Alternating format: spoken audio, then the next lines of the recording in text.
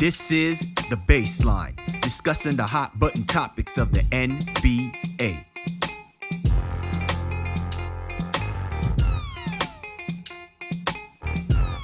Welcome, everybody. You're tuned to The Baseline. Callie Warrenshaw discussing the hot button topics of the NBA as we continue our scope, looking and giving a bird's eye view of everything that's been happening so far in the NBA playoffs.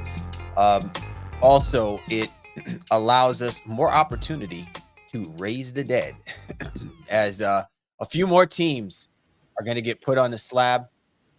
Their exodus, maybe what we'll discuss about them might be nicer than the way that they were exited stage left out of the playoffs. So you might have an idea of who we might be talking about. But as always, man, it's always good to chop it up and talk hoops. With my man 50 Grand, www.shawsports.net, Big Kahuna PNC, my man, Mr. Warren Shaw. What's up, man? Listen, I was trying to make light of the scenario because, you know, we knew that this was coming, right? Like we knew that once teams start dropping like flies, it's going to start getting hot and heavy. And before the bodies rot, we got to come in here and we got to make sure that, you know, we do the crosses, the Hail Marys, you know, shake the holy water out of them and stuff like that so that we can pray for better times for some of these teams, maybe for their fan base as well.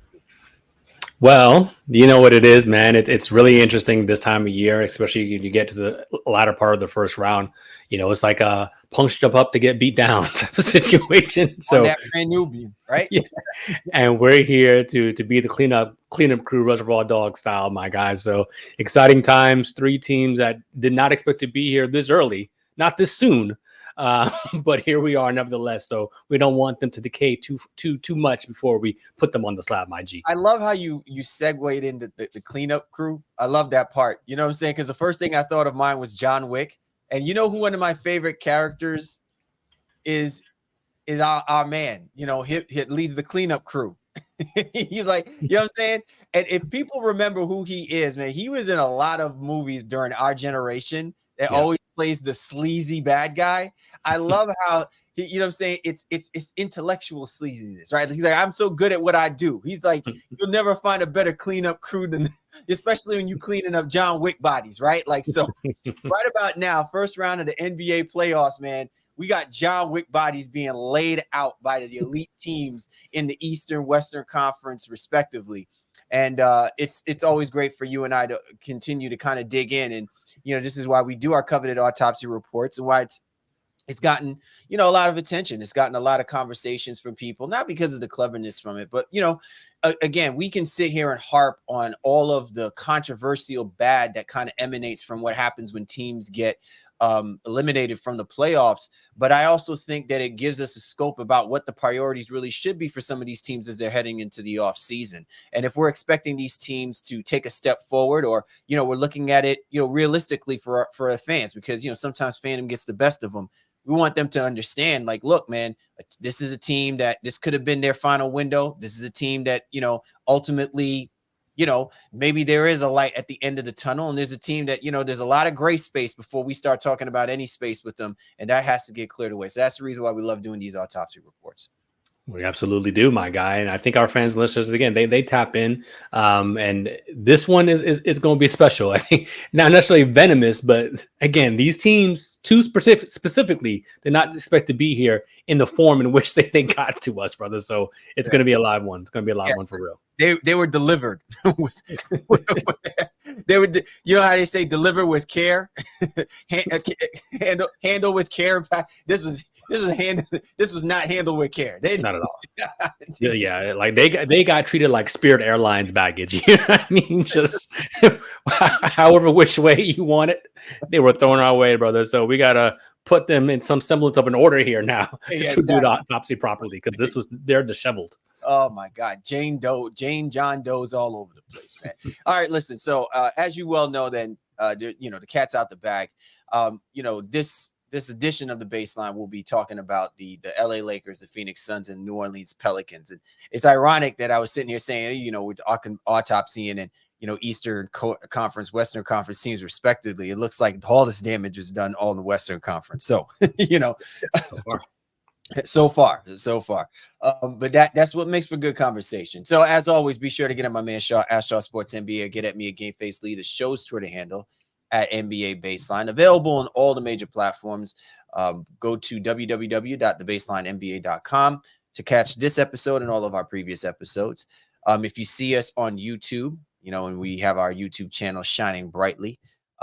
You see the blue and white logo. That's the 19 Media Group family, right? Like so.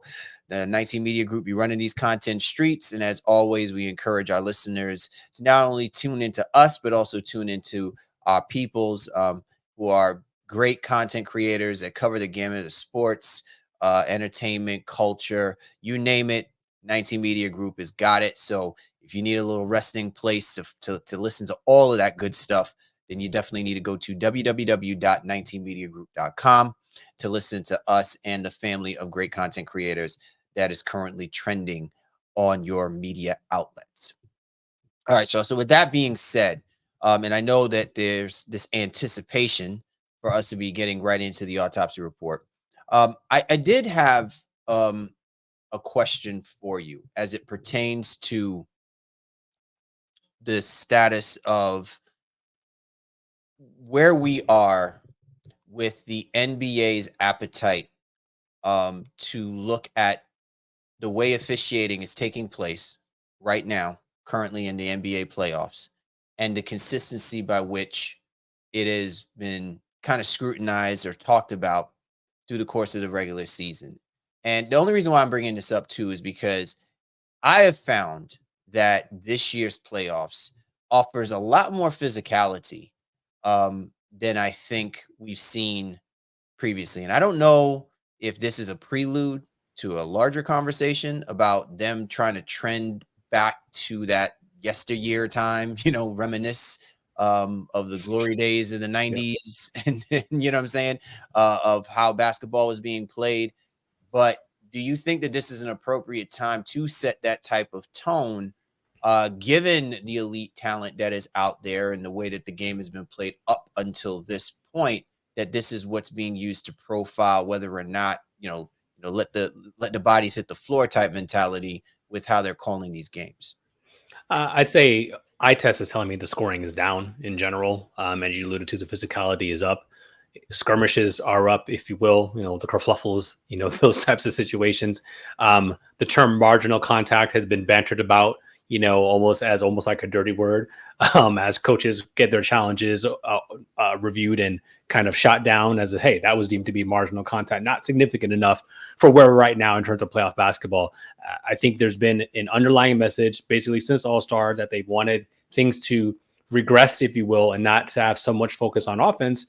And I think we're getting a better overall product in general. So while scoring is down, the intensity is up because the physical play is also up as well too. So that's kind of like where I stand on it right now. I don't know that they're going to make any further proclamations, if you will, about how they've instituted this. But I think the eye test tells us, hey, scoring is definitely down and the physical play is up. I mean, the Pelicans, who we'll discuss later on, didn't score more than 92 points in any single game.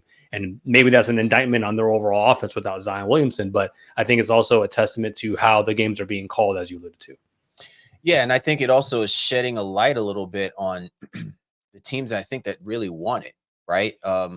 When I say that, I mean, the teams that we're going to be talking about, we probably would have thought would have been the table setters of that level of physicality, maybe with the exception of the Phoenix Suns. But the way that they wound up losing and to their detriment, I think made us really question whether or not that team exhibited that level of physicality that I think would be required to offer the balance, right, of what we're speaking to. The teams that are still in it are the teams that we were questioning in the beginning of the season of whether or not they would be physical enough to be able to run the table. You know what I'm saying? To get themselves in a position to possibly compete in the conference finals or even the NBA finals. So I just found it kind of interesting, you know what I'm saying? So far as my observations of what I've been seeing in the playoffs, as far as, how those teams have been exited out and how, the current teams are. And, it's not like a night and day, like a Jekyll and Hyde kind of thing. What I'm saying with this team, it almost seems like they've unlocked that aspect of themselves. Like, it's almost like they've had it sitting in the winds. If you're an Oklahoma City Thunder team, if you're a Minnesota Timberwolves team, if you are I'm not going to say the Knicks. I think the Knicks have prided themselves in being a physical basketball team, and finally, it's swaying in their direction in a series where you probably would have anticipated the Sixers, who have been in the playoffs a lot more over the last 5-6 years than the Knicks, right, to be a more physical team. But you're seeing the Knicks show that physicality even against the biggest and the most dominating player, probably still remaining in the playoffs with Joel Embiid. So it's just interesting, Shaw, the dynamics, because I think now you're seeing what that physicality can lead to and what it means, where it takes a toll on teams that really are not prepared to play with that level of physicality, especially in the playoffs. And I think it makes for good basketball. It's ugly in the sense that we're so used to the 115, 120 point teams. But when you have a team like the Indiana Pacers, you get to that next round, can you live with only scoring maybe 100 points? Because you know that the team that you're going to be playing up against next is going to be about as physical as you probably have seen all season long. Yeah, well said, brother. Well said. So hopefully fans and listeners are enjoying this aspect of the NBA, this version of the NBA. It's really transformed itself, I think, from where we were in late October, early November to where we are now heading into May. Absolutely. All right. So we are about to get right into our autopsy report. And the first team we're going to put on the slab is the Los Angeles Lakers. But first, are you ready to elevate your fantasy sports experience? With Prize Picks, you can win up to 100 times your money during the most thrilling time of the basketball season. Imagine turning a $10 entry into a whopping $1,000. And with the playoffs in full swing, there's no better time to get into the action. But that's not all. Prize Picks is all about variety and excitement. Whether you're a fan of basketball, hockey, or even League of Legends, Prize Picks has you covered. You can mix and match your picks across sports, choosing stars like LeBron James, Caitlin Clark, Connor McDavid, and Jude Bellingham, all in one entry. It's the ultimate fantasy sports playground. Sean and I grew up playing baseball, so we love to mix a little variety with our picks from America's pastime. And for those who love a quick win, Prize Picks is the way to go. You can make your picks and submit your entry in less than 60 seconds. Plus, with quick withdrawals and an enormous selection of players and stat types, it's no wonder why Prize Picks is the go-to app for fantasy sports. So what are you waiting for? Download the Prize Picks app today and use promo code CLNS for the first deposit match up to $100. That's right. Prize Picks will match your deposit, giving you more to play with. Remember, with Prize Picks, it's as simple as picking more or picking less. So let's get those entries in and watch the winnings roll. It's that easy. Don't forget to use promo code CLNS to get your deposit match. And stay tuned for more basketball insights right here on the Baseline NBA podcast. Let's play and win together with Prize Picks. Coming up, Sean and I put the Lakers on the slab. The autopsy report. Don't go away. We're back. Cowley, Warren Shaw, Baseline NBA podcast. And time now for our coveted autopsy report. First team we're putting on the slab, Shaw, the Los Angeles Lakers. I know my man Jabari right now would love to be on this segment for him to kind of make sure that there's no Celtic bias being bantered about. You know what I'm saying? Like he would be the person to speak truth to what is actually taking place with the Lakers. But I am very confident you and I can hold our own and we can speak objectively about the Lakers, falling by the wayside. And, listen, there's no question. This was a disappointing, outcome to a season that has had its ups and downs, and probably more than anything else has really raised a spotlight on what the overall outlook of this team is going to be and feel like over the next few years, especially with the murmurings that have still been continuing to go on about LeBron James and his future, how long he plans to play basketball, Bronny James now probably being out there in that space. All of that stuff, man. It's Tinseltown. It's La La Land. We expect that.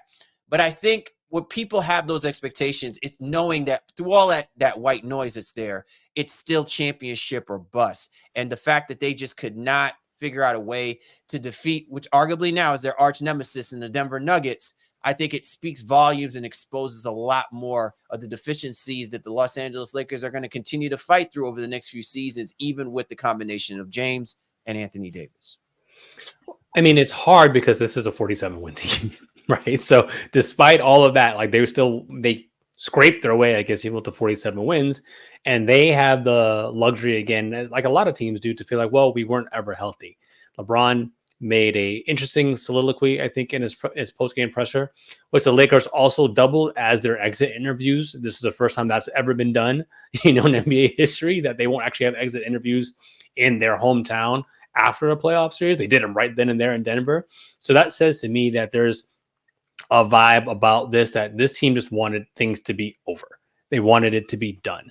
And that's where you start to get concerned, because again, 47 wins is not a bad basketball team, but it did put you into the play-in tournament. And this is a team that can't stay healthy. And this time it wasn't LeBron and it wasn't Anthony Davis who weren't healthy. They were mostly healthy for the majority part of the season, but it was auxiliary parts that they needed to take some pressure off of those guys, and it just didn't work out. And LeBron came off as a little bit defeatist here. I'm going to play a quick clip that I'm sure you've seen already, but I want to get your reaction to LeBron, talking about his potential future. Tonight, was there any thought at all that, this could have been your last game with the Lakers?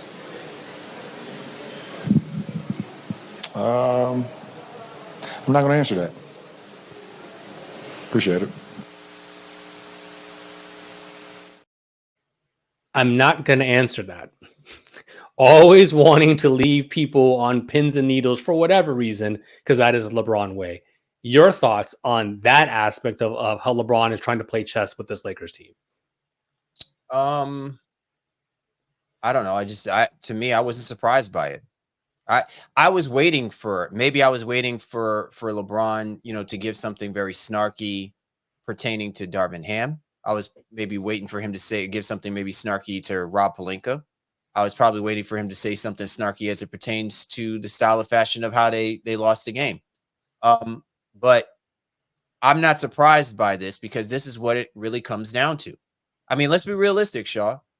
All of this has been predicated on the desperation of the Los Angeles Lakers wanting to keep LeBron James engaged and in tune for as long as possible, because they're not ready to hand the reins over to Anthony Davis. Right?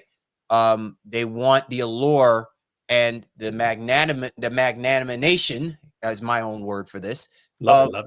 LeBron James. LeBron James is box office. LeBron James is Los Angeles. As much as, our man Jabari will come out here and he'll always forever and a day say, LeBron James is not a true Laker, but he's a Laker enough for me. He delivered me a chip in the era of LeBron. He did something that we struggle to get with most superstars that come from other places and other parts who think they can handle being in Los Angeles.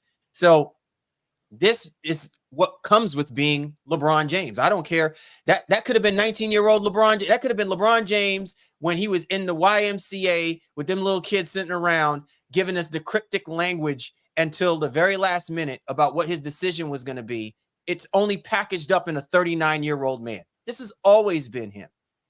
But to your point, Shaw, I think where it surprises me more than anything is how the Lakers should or would want to respond in kind to this. It's not that it to be in vitriol or questions or whatever. It's now you understand, right? Now you truly understand. You need an exit strategy, not with LeBron, but with the future of the Los Angeles Lakers post LeBron, because he is going to continue to dance this dance. It wasn't realistic 2 years ago because his mind and everything was focused on trying to win the chip. But now I think that those circumstances have completely changed. And I think he's recognizing it like how Tom Brady recognized it. I think he's recognizing it like a lot of legendary players who've put up all the nominous numbers, got all of the chips, and he'll probably never catch Michael Jordan maybe, or whatever the case may be. All that stuff doesn't matter. At this point in his life, he's like, am I really interested in playing the game of basketball and dealing with all of this only to see myself get bounced in the first round because teams are better set up for success during the years that I still have remaining left for me to try to get that chip. So losing to the Nuggets there's nothing to hang your head on. I think it's the manner that it's in 5 games, but it was a close 5 games. But again, it's 5 games nonetheless, right? And so you're out in the first round, which is hard for anybody, I think, of his ilk to just digest. The Nuggets are a better team. But how do the Lakers get better?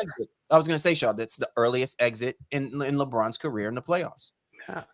But how do they get better?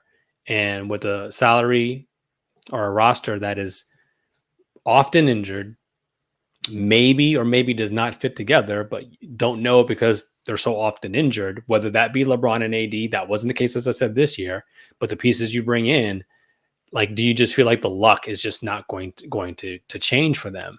And he can opt out, he could opt in, he could try to opt out and then obviously extend and, get maybe $60 million a year or whatever for however long he's going to play. But the question remains is, what are they doing to solidify their standing in the Western Conference? Clearly 47 wins and being the play-in is not where they ultimately want to be. Are they going to go big game hunting again? And we're already seeing the names, and like it's going to be a little bit of the theme of the show with the Autopsy report, because the Trae Young conversations are back into the fold. The DeJounte Murray conversations are back into the fold. Anybody else who becomes available and loses in the first round is going to come into the fold. Right. And it's just really interesting because I think the Lakers are going to consistently do the same thing that they've always done. And I don't know that it's going to get them different results, but but on the other hand, you understand it because it's like you said, you don't have a whole lot left with LeBron. Like, you have another year or two, and I'm not buying the clip that we played in terms of him saying, oh, well, he's not ready to answer that. Like, there's this air of doubt. Early in the thing, he said he was absolutely going to play for Team USA. And I don't believe, and this is going to sound like a slap in the face, but I don't believe his ego will let him just walk away like that. I think he wants, in some ways, the adulation, the farewell tour, all of those things. And quite frankly, he effing deserves it. So whenever that time comes, we will properly get in line and give him the praise that is due a player of his ilk, which we've yet to see in terms of his overall accolades, like the accumulation of accolades. But this Lakers team is very much in arrears, I think, right now in terms of understanding of how they can not have the same thing happen to them for the next year or two. Isn't it interesting that in our conversation of the Autopsy report, where typically we talk about the team holistically, that it all seems to still come back to LeBron James? Like, we're not talking about Anthony Davis. We're not talking about D'Angelo Russell. We're not talking about Rui Hachimura. We're not talking about any of those guys, because quite honestly, no matter what we say about them, particularly at the end of the day, it really just comes down to, what does LeBron James want, right? We're not talking about the organization. We're talking about what is LeBron, because the organization conceded that when they brought LeBron James. And I don't blame them. That has always kind of been the MO with most teams that operate in a space of dominating the free agency market, like the Los Angeles Lakers have, especially in this era of basketball. I want to ask you this question, Shaw, real quick, okay? Because I think, to me, it's interesting with what you said, that the Lakers are probably going to go big game hunting, right? Maybe do you think it's because they don't have a choice? Or do you think it's because LeBron James and his principle and his standards dictate and demand that this comes down to, I need a quick, ready-made team that's going to compete, right? Whereas, and we've said this, right? Sometimes it starts, again, at the very beginning. You look at the Boston Celtics. You look at the Minnesota Timberwolves. You've got to find a diamond in the rough in a draft, man. You got to find someone as your, as your catalyst, your starter, so to speak, your building block. You got to find that person that fits right in with the gamut, the culture of the organization. And even if you've got a couple of stars, you will see whether or not you've got that gem. Because when that person leapfrogs over whatever you got on that roster already, they will recognize that the torch needs to be passed to them, that they need to take the mantle and run with it, right? And so the Lakers have been trying to do this nonsense now for the last 5 or 6 years, and they've been going through free agency, top-end free agency selection through top-end free agency selection, right? They got to Anthony Davis, but I think it's a foregone conclusion. Anthony Davis is a 1B type player. He's got 1A talent, exactly, but 1B as far as him being that person that you are going to ride the shoulders when that's going to take you to the promised land. I think that forever will always be LeBron James. And I think until you find the next person who has the cojones to say, this is my team, right? I think this is where the Lakers are going to be. they're going to always be at the hostage of the persona of a LeBron James led basketball team. And I think that's very, very true. So I don't know what other names might become available for them. You would have presumed that they're going to kick the tires on a lot of different scenarios. They are committed to Anthony Davis for the next 3 years at almost $200 million. It's a lot of money, right? And, but Anthony Davis is still in his proverbial prime. He'll be 34, 35, I think, by the time that deal ends. But the key here is what do you have and what can you do with LeBron? And can you operate within two timelines, the now and the future for Bron, potentially leaving. I'm not even going to get into the whole Bronny James aspect of drafting him and what that might mean. And, do you do LeBron a wink favor and all of that? If he's truly considering not playing for this organization anymore, then that's a completely different equation altogether. And if we look at their cap, that's $50 million that would come off of their books. They probably don't pick up the options. It's player options, but like Christian Wood and Jackson Hayes and Cam Reddish and those guys, you can create even more cap space potentially with some of that stuff if you were to try to move through it. And then, you're almost at the floor. And you could try to be active, but as we've said many times over, this is not a great free agent draft class. Pool. It's not a great draft class on top of it as well. So what is the equity? What are the moves that can be made in essence to bring people over, to the Laker organization? Depending on what happens with the Clippers, could you snip over and say, could you bring PG over and or, have him switch sides like Anakin and come over to that side? I don't know, but you have to have the cap flexibility in essence to do that. But it all hinges on LeBron's actual decision to be with this team, whether that be for 1 year or if he's trying to sign an extension one way or the other. All right. Well, as far as I'm concerned, the Los Angeles Lakers, really have, a lot of soul searching to do. I know we didn't talk about this. I don't want to blame, Darvin Ham. So, this quick 30-second thing I'm saying right now about, but I do think that the murmurs and the hot seat, so to speak, conversation about Darvin Ham's job. I think there's two things that can be looked at. One, I can't question whether or not you feel like, hey, this probably just isn't going to work out. Okay. He's had opportunities to try to make things work. It looked like he had, the ears of the guys in the locker room, but I sense that that's probably not what's kind of going on. And I don't know who his allies are and who his enemies are. I think most of the guys who are enemies certainly did themselves a disservice more so than Darvin Ham's. But I do think, though, if you're the Los Angeles Lakers, isn't this going to start getting tiring now? Like, how many head coaches are you going to run through before you actually find someone that is building a culture where even LeBron James and anyone else who rolls with LeBron James can't argue with the fact that the culture means a lot more than the standard that he sets. I'm not saying that LeBron's standard is not, is something that we're dissing. What I'm saying is that if it's not yielding success, at some point you have to concede to, just like how he conceded to Eric Spoelstra and Pat Riley. He ultimately had to give in, and it can't be LeBron's way of things. I've got to give into that culture, the Heat culture, what's going on there to win that chip. And he did that. And maybe that's where the Lakers have to be again.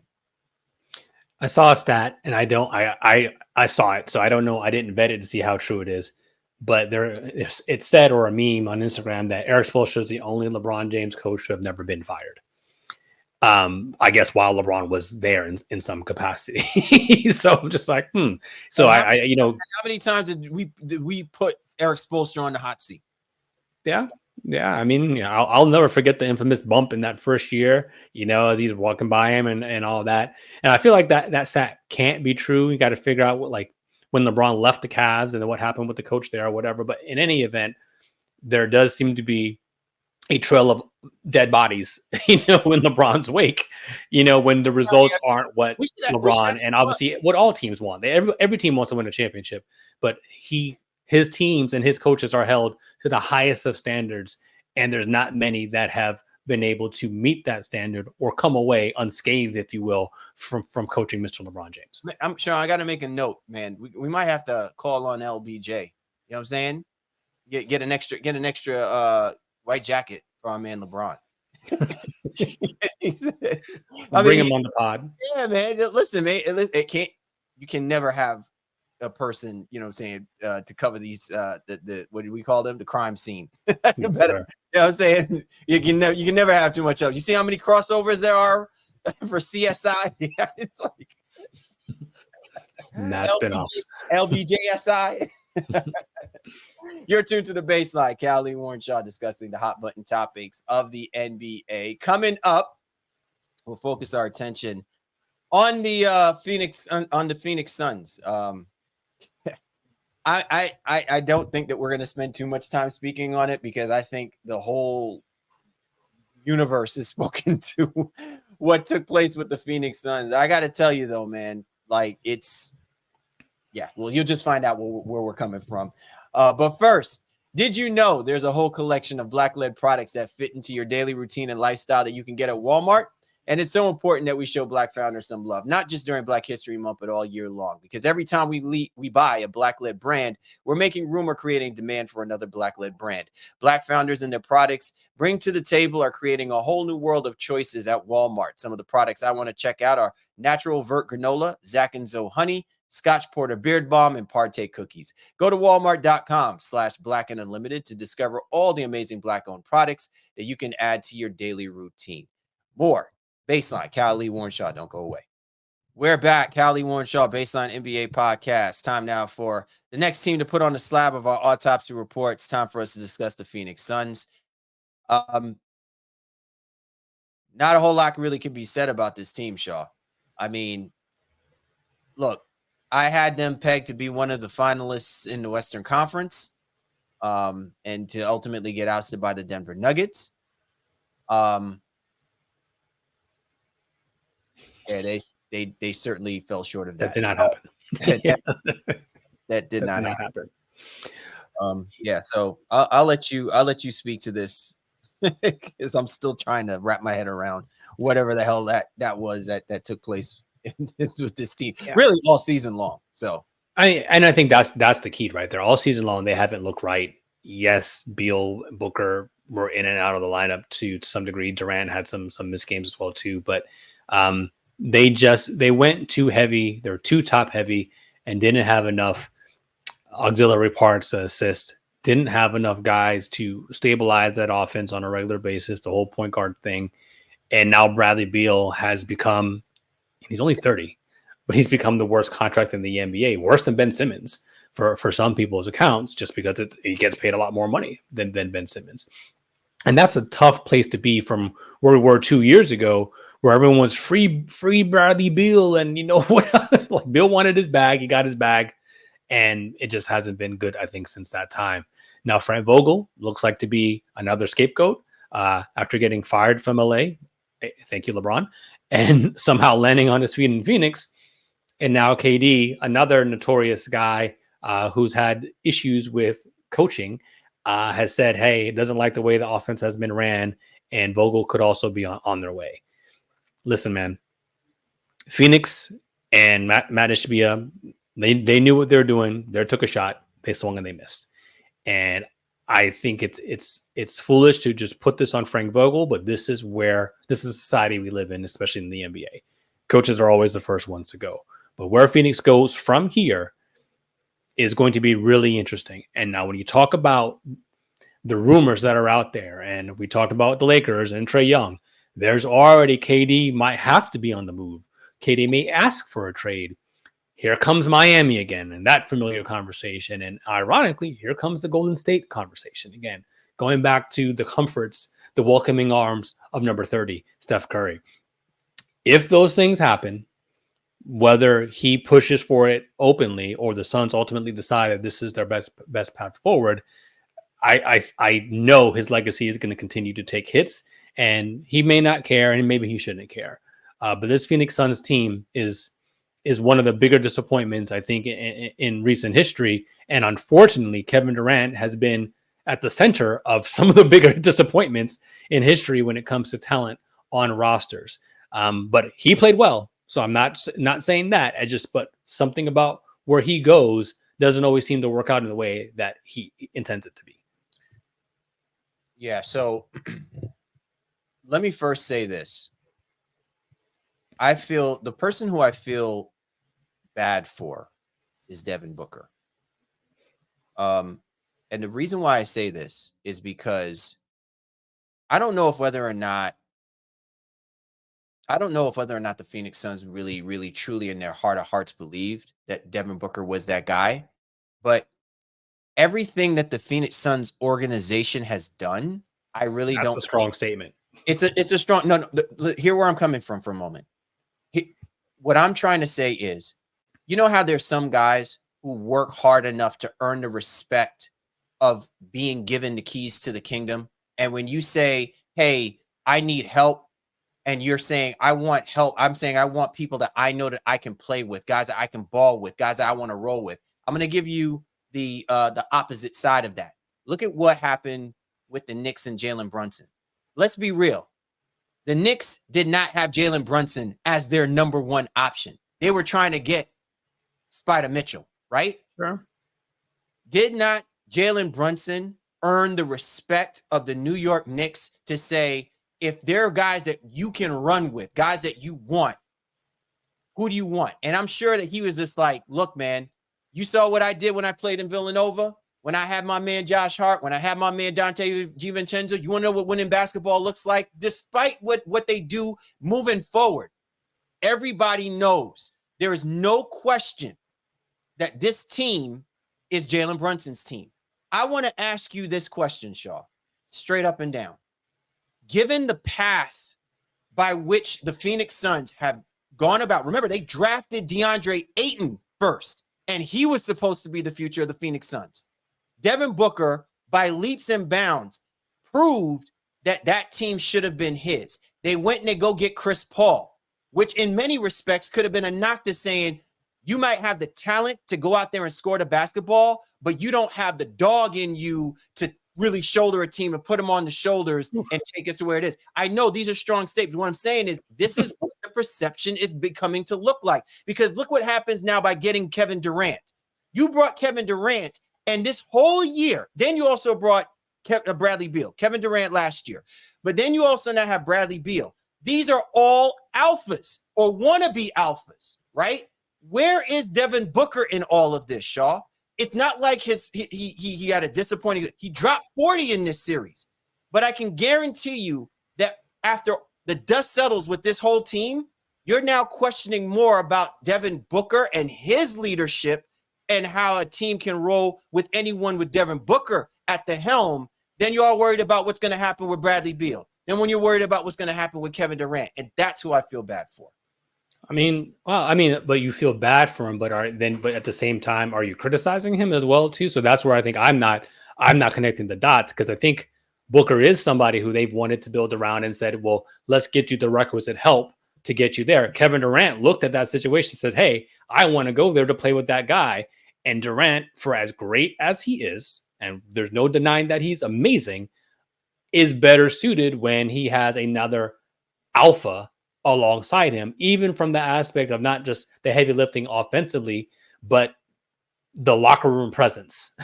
And I think Booker learned in some ways from Chris Paul what it means to try to be the leader and be the locker room guy. So I think the Suns are all in on D-Book right now.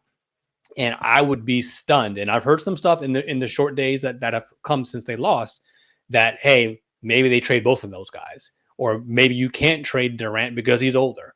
And so Booker is the guy who you ultimately have to move, because nobody's touching the Bradley Beal contract. And look, whether you're saying whether you think that I'm saying that I should or I shouldn't be criticizing him, and I understand where you're saying, well, maybe I'm just not connecting the dot. What I'm trying to say is, if you're having a hard time trying to figure it out, well, then guess where I've been about this. You see what I'm saying? Like, it's not supposed to, like, this isn't where we should be having that conversation. But if it's in the air, Shaw, it's in the air for a reason, right? And let's keep the other thing in perspective too. I think it's now said and done. Kevin Durant just wants to play basketball. people have to stop this illusion that because Kevin Durant is coming to a team, or Kevin Durant is going to an organization like the Brooklyn Nets or whatever the case may be, that he is supposed to be leading that team to the promised land.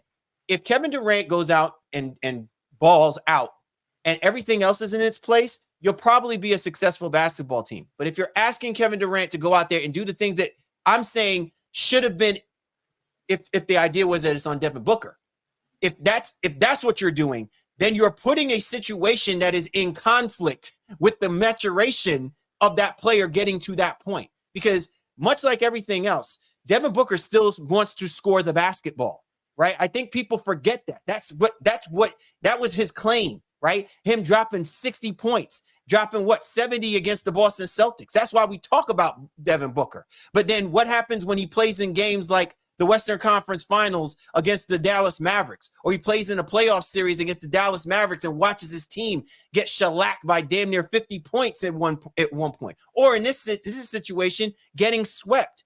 Now you have to start questioning whether or not Devin Booker has the heart to really call out his teammates, to call out the team when they're not playing as hard as he should be playing. Then that makes you question whether or not there really is a leader on this basketball team. Because all of these guys, it makes it look like they're all contract guys, not you know what I'm saying, like culture guys. I mean, Book, he called them out. You know, and I'd say it was more of a call out of the ownership in terms of the roster construction than it was even of Vogel as a coach, and saying, hey, we're missing the details. We don't have guys who do the small things. It's nice to have offensive firepower. I'm paraphrasing kind of like what he said here, but that was like the quotable. That was a clip that everybody latched onto. So I think as a leader, you need those things to be said, even to your management. And then if you don't have regular conversations with them, well, then you say it through the media to put the proverbial pressure on. There's just not a true pathway because they have no picks. They owe everybody, like 4 or 5 guys, a crap ton of money, and they got swept in the first round. So what is there a path other than moving off some of those higher level guys, which is not the path they want to go to? Yes, you can still find some teams that will happily pay some sort of a ransom for Kevin Durant. And there's some people who pay a ransom for Booker, but Booker's a guy who you still want to build around, because you can't strip it to the bones and leave it with Beal. Like that is just that's asking for, lottery for the next 5 years. You know what makes basketball so interesting, Shaw? You want to know what makes it like so crazy? In football, there are certain players who are willing to take pay cuts if it's for the greater good of them putting together a championship team, right? And I wonder if whether or not we will be in a situation where a player who's thinking more about the well-being of his legacy is going to be willing to take, say, a pay cut if it's going to open up opportunity. Obviously, there has to be a lot of trust with the management to be able to do something like that. But I'm saying that this is what it's getting to when you're talking about some of the guys who we hold on such a high pedestal, right? With the expectations that they should be more successful than the way that how a team like this Phoenix Suns team, even though we can say Shaw is way too top heavy, there is still no excuse to get mollywopped the way that they got mollywopped in this first round of the series. And really, in all honesty, through the course of the last year and a half, right? Like when I say that, I'm saying all of the speculations of the moves and everything like that, we shouldn't have to be questioning whether or not the guys you're bringing in really want it bad enough. You know what I mean? Like it should never get to that point. But that's what it makes it. That's what it seems like when you talk about these particular moves. They either are moves of desperation or they're moves of incompetence. And at some point, if you're a player, I'm sure you don't want to be a part of that. And at the same time, if you're a coach, do you really want to be coaching that? So, well, I'll say this in closing.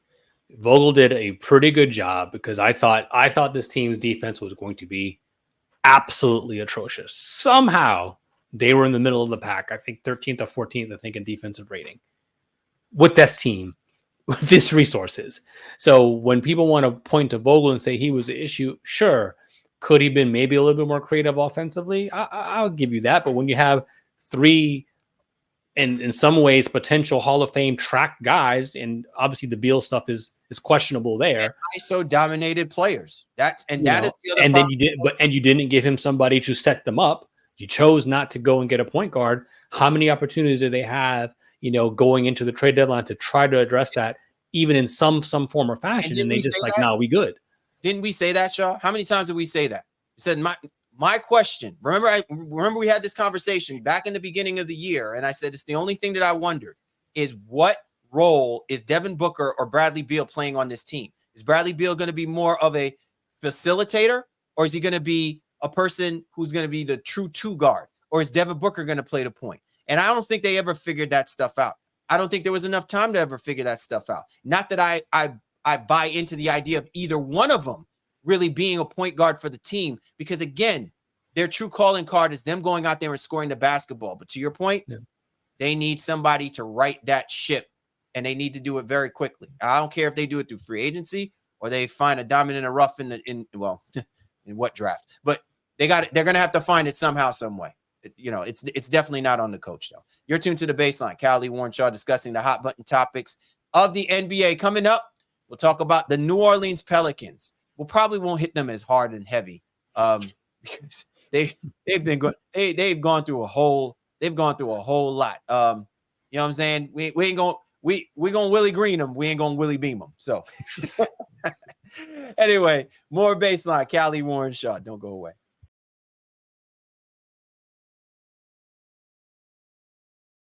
We're back. Callie Warrenshaw, Baseline NBA podcast. And the last team we're going to put on the slab is going to be the New Orleans Pelicans. So the Pelicans, Shaw, not a whole lot. I know everybody is really focusing on, this Pelicans team is definitely a different team without Zion Williamson.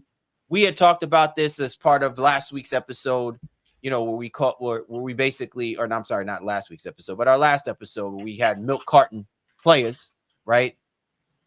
And we were talking about CJ McCollum and Brandon Ingram, and they've been pretty much MIA. And I chalk it up to the fact that I just don't think that this is a dynamic that works. Even if you bring back Zion Williamson, the way that the Oklahoma City Thunder played, to me, I don't think Zion Williamson's best performance ever would have stopped the way that Oklahoma City Thunder just ran roughshod against the New Orleans Pelicans.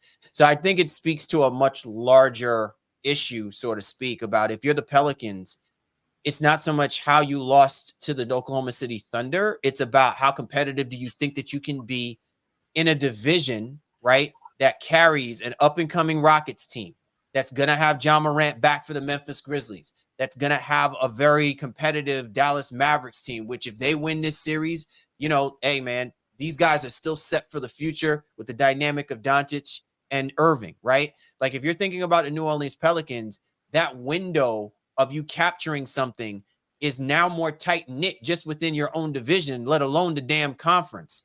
And it just makes you wonder, can you afford to compete with that trifecta that you're rolling out, with the type of team that you have? So the theme I said is going to be guys potentially on the move. And I think with Ingram, the way that he played coming off of injury, and we said in the Milk Carton episode that Lou Dort was not having it. Like he was wearing Brandon Ingram out. So that is not the guy you want to be facing coming off of injury in the first round of a playoff series. And he was just like locked in. Like it was almost like boxing one status. Wherever Ingram was, Lou Dort was an inch away from him, I think, at all times. And now the Pelicans are faced with the aspect of, and you said this going into it, do they truly have a trio that is meant to play together? It's a little bit like the Lakers scenario because guys can't stay healthy. And sometimes it's like, again, you get fooled into feeling like, well, if we could just. And as incongruent as it may even seem, sometimes the mix just doesn't work. Like maybe guys are just not going to be healthy together here.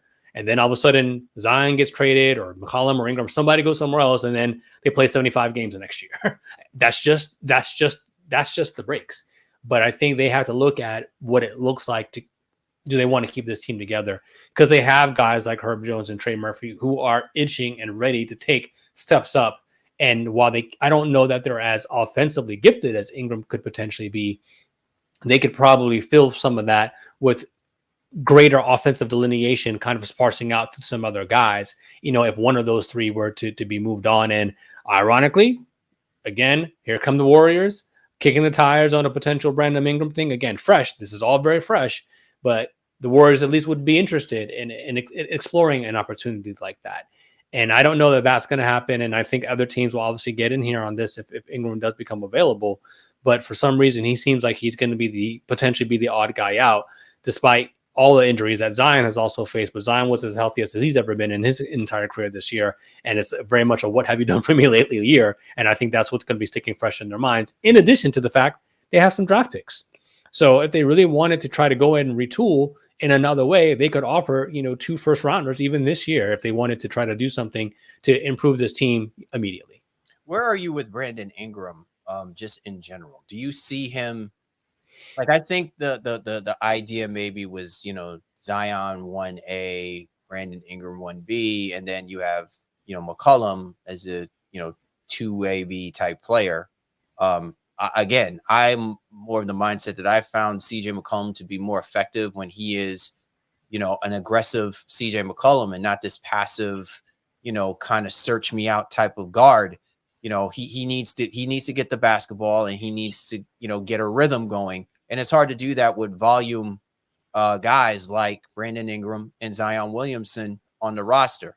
But I'm just curious about where you see Brandon Ingram as far as in the hierarchy, of a constructed basketball team. Well, to me, they are a little like the Suns to some degree, only in the aspect of I don't know if those 3 guys work together. So I think Ingram is 26, so could feasibly get you more on the open market if you were to move him. But he's a guy who can apply, when he applies himself, can play good defense, has been able to play create. I think, look at the stats. I think he averaged 25-5 or 21-5-5 this year. Those aren't bad numbers, but It's just, how do you make it all work cohesively, with that roster? So to me, McCollum is the non-point guard who they have on the team, almost in the Bradley Beal role. I know that's a little bit of a lazy narrative only because of the conversation we're having right now.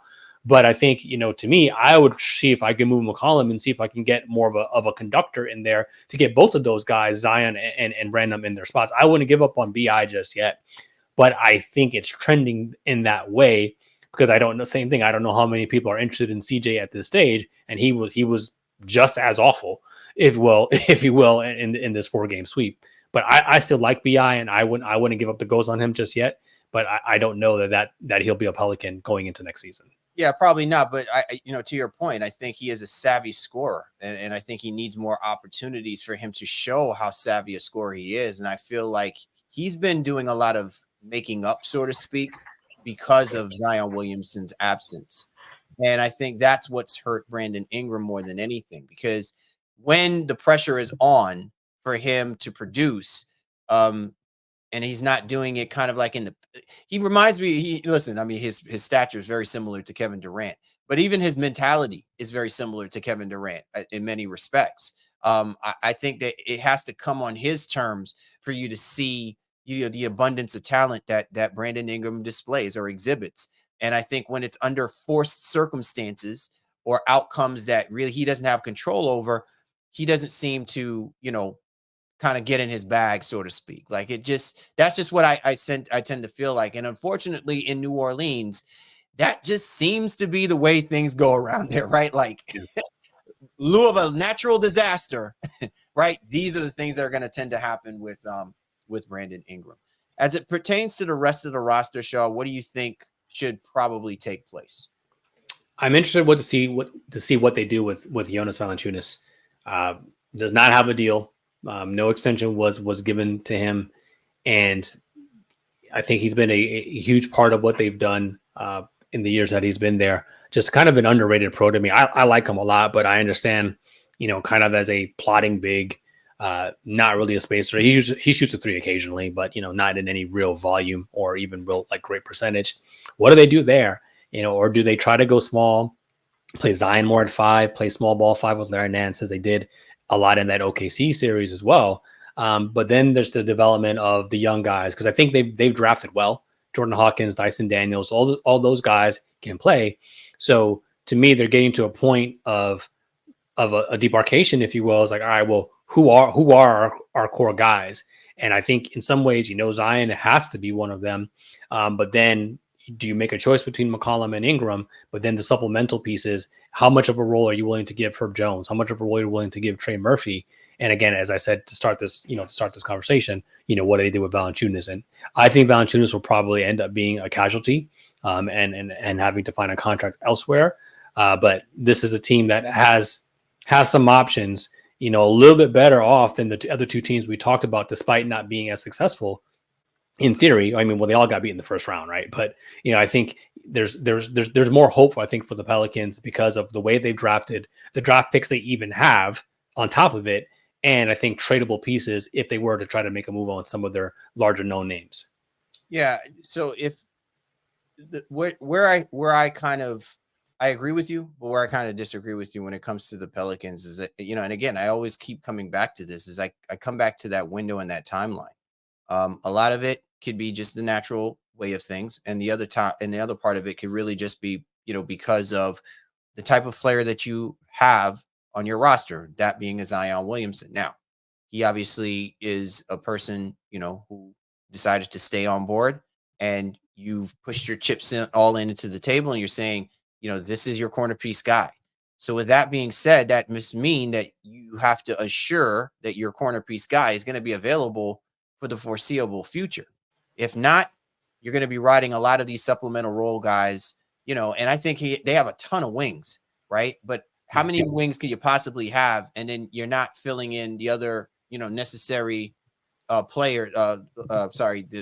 necessary positions, excuse me, just to really make the team about as well-rounded as possible, because part of the problem, again, comes down to the health factor of your core guys being available for the majority of the NBA regular season, and then ultimately being available for the playoffs. And so it's a very tight squeeze, so to speak, and a very fine line that has to be walked. And it all comes back again, not to the leadership of a player, which I often talk about, but it comes to the availability of a player. And so I think a lot of this is going to come down to, and let's also speak about it as well, too, that, guys like CJ McCollum and Zion Williamson have been, been injured, right? And it's at critical times where they've needed guys to fill in. They have other guys doing things, playing roles and assuming responsibilities, but they don't have those guys, right? And to back up that gap or that hole that's not being filled when they go out. So it'll be interesting, if they're giving up, say Brandon Ingram, and they're giving up Jonas Valanciunas, is it that they're only, filling in those spots, or they're trying to look for more hybrid-like type players that when their core players go out, they have a much more well-rounded team they can plug and play and have more versatility? Because it doesn't seem like there's versatility still with the New Orleans Pelicans. It's basically, Willie Green, like, pulling a rabbit out the hat sometimes, the way that he constructs the roster or plays the roster, in order to achieve goals of winning games. Yeah. Well, I'll close in this. I think what you said, there's a lot of great points to that, especially if they can get some role delineation and maybe more classic positionality, I think, on the roster, especially at the backcourt position, getting somebody who's a true distributor. While Zion and Ingram and CJ can all play make, that shouldn't be their primary responsibilities. And Alvarado is not a playmaking guard. He's an irritant.